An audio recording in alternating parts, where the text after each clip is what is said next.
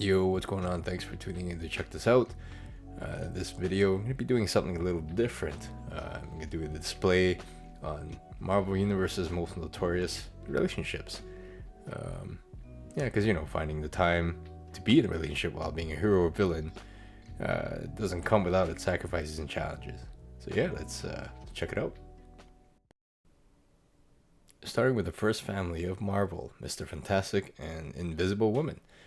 Very iconic relationship status, as they were the very first relationship that I guess Marvel introduced, and pretty much what gained popularity from Marvel.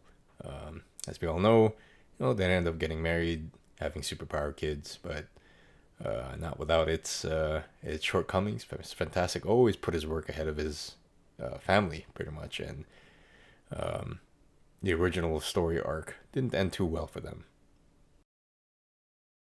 Another relationship turned to marriage, and it was kind of popular at the time, was Quicksilver and Crystal from the Inhumans. While working together within the Avengers, of course, they fell for each other, got married, and even had a kid. But unfortunately, that also didn't end well for both of them. Crystal eventually cheats on Quicksilver, ending their marriage and relationship. The original story between Ant-Man and Wasp, again, didn't age very well in today's, I guess, modern relationship standards, as it was probably the most toxic and dysfunctional within the Marvel Universe. Hank Pym's early character was portrayed as someone who was kind of mentally unstable and abusive, unfortunately. This later sort of was corrected by Marvel in the MCU as he was portrayed there, but, if you read into the original storyline, it's pretty dark. Mystique and Destiny's relationship were a staple to the events that occurred through the Uncanny X-Men run. They were the backbone of the Brotherhood pretty much after Magneto, and they would eventually adopt Rogue as their stepdaughter, but due to differences, she eventually left, as we all know, for the X-Men. Later on, unfortunately, Destiny's death during the Fall of Mutants was pretty much where the story ends.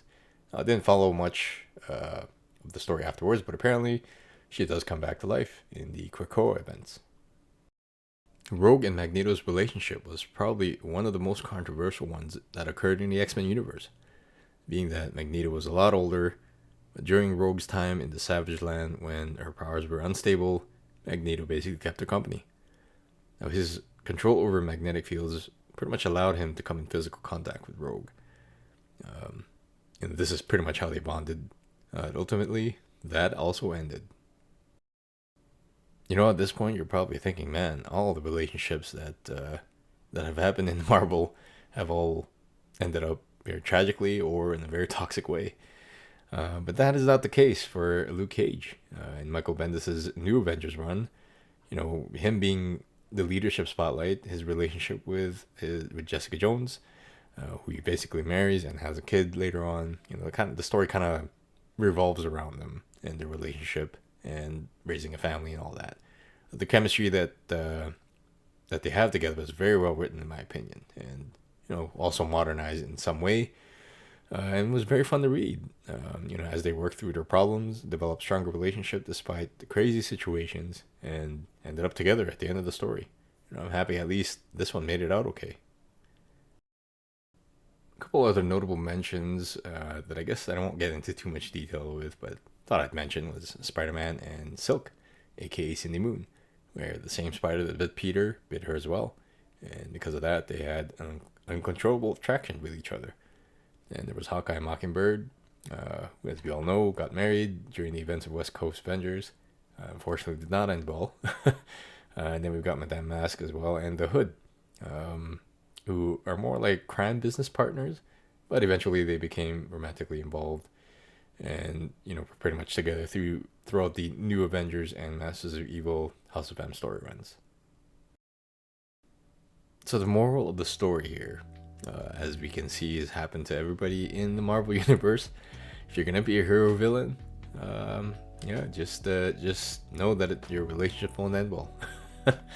Well, I hope you guys enjoyed the video and the display that I made around it. I had really fun putting this together, and I wasn't too savvy on the details of some of the storylines, but I just thought, having to know the gist was good enough, and just in general putting this display together was fun.